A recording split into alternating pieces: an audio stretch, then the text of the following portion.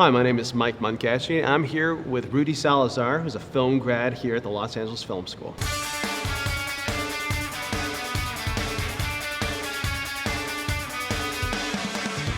Ruddy, how's it going, man? It's going good, man. Thank you so much for coming, Thanks for having me. taking the time. Yeah. So, you have done quite a bit since graduating. Yeah. You worked at National Geographic on a show. That was the last show that I worked on. It was a show called Southern Justice, and I was the associate producer, production coordinator for that show. Awesome. And how was the process of working on that show, and what did you learn while working? Well, basically, with them, it was very different than other productions that I worked on. Obviously, it's reality documentaries, so it's a little bit different. Crew is much smaller, as you could probably imagine, for reality, but it was literally 4 people. It was 4 people in one county, 4 people in the other county, and I helped facilitate some of the things in Ashe County for that show. It was really a learning experience. It was the first associate producer credit that I have, and I'm working towards hopefully getting some more this year. That's amazing. Yeah. What was something that happened on set that's particularly memorable? Well, without giving too much away, we had one particular instance where it was Halloween night. So obviously, we're working with the Sheriff's Department of Ashe County, and they're completely amazing, all the people there.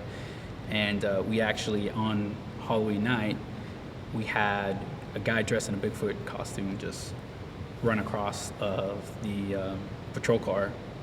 Shortly after that, we get a call from one of the houses kind of close to that area. It wasn't exactly in the same area, but it was kind of close. So we thought we might have had a Bigfoot lead, but it ended up being something completely different.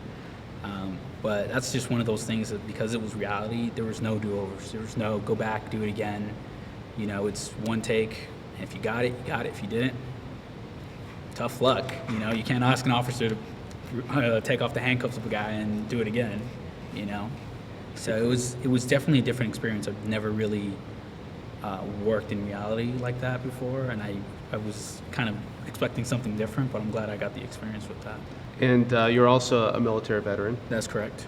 And what part of the military were you in? Marine Corps. And how would you say that your experience in the military prepared you for a career in the entertainment industry? You know what? I've actually said this quite a bit of times. The military and the film production, the way they operate, the hierarchy, everything is almost like the same mechanics. Like, you have to kind of know what's going on.